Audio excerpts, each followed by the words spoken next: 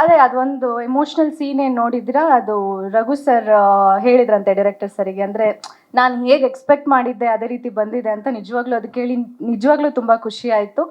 ಅದೊಂದು ಫಿಯರ್ ಇದ್ದೇ ಇತ್ತು, ಅಂದರೆ ನನಗೆ ಹೆಂಗೆ ಮಾಡ್ತೀನೋ ಏನೋ, ಅವರು ಎಕ್ಸ್ಪೆಕ್ಟ್ ಮಾಡಿರೋದನ್ನ ನಾನು ಕೊಡ್ಬಹುದಾ ಅನ್ನೋ ಒಂದು ಕನ್ಫ್ಯೂಷನ್ ಆಗಲಿ ಅಥವಾ ಭಯ ಆಗಲಿ ಖಂಡಿತ ಇತ್ತು. ಬಟ್ ಅದೇ ಅಂದರೆ ಖಂಡಿತ ಗ್ಲ್ಯಾಮರ್ ಬಗ್ಗೆ ಏನು ಹೇಳಿದ್ರಿ, ನನಗೂ ಸ್ವಲ್ಪ ಬೇಜಾರಿದೆ. ನನಗೆ ಸ್ವಲ್ಪ ಫಸ್ಟ್ ಲಾಂಚಲ್ಲೇ ಸ್ವಲ್ಪ ಚೆನ್ನಾಗಿ ತೋರಿಸ್ಬೋದಾಗಿತ್ತು ಅನ್ನೋದು.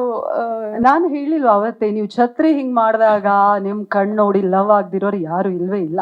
It's beautiful. Thank you. ರಾ ಆಗಿ ಸಖತ್ತಾಗಿ ಕಾಣಿಸ್ತಾ ಇದೆ. Thank you so much. ಅದೇ ಆಡಿಯನ್ಸಿಗೆ ಆಸ್ ಅ ಕ್ಯಾರೆಕ್ಟರ್ ಇಷ್ಟ ಆದರೆ ನನಗೆ ಅದಕ್ಕಿಂತ ಹೆಚ್ಚಿಗೆ ಇನ್ನೇನು ಬೇಡ. ಆ್ಯಂಡ್ ಅದು ಹೊರತುಪಡಿಸಿ ನನಗೂ ಅಂದರೆ ಒಂದು ಹುಡುಗಿಯಾಗಿ ಚೆನ್ನಾಗಿ ಕಾಣಬೇಕು ಅನ್ನೋದು ಬಿಟ್ಟರೆ, ಆಸ್ ಎನ್ ಆರ್ಟಿಸ್ಟ್ ಆ ಕ್ಯಾರೆಕ್ಟರ್ಗೆ ಹಿಂಗೆ ಬೇಕು ಅಂದರೆ ನನಗೆ ಅದ್ರ ಬಗ್ಗೆ ಏನು ಎರಡನೇ ಮಾತಿಲ್ಲ. ಹಾಗಾಗಿ ಒಪ್ಕೊಂಡು ಮಾಡಿದ್ದೀನಿ.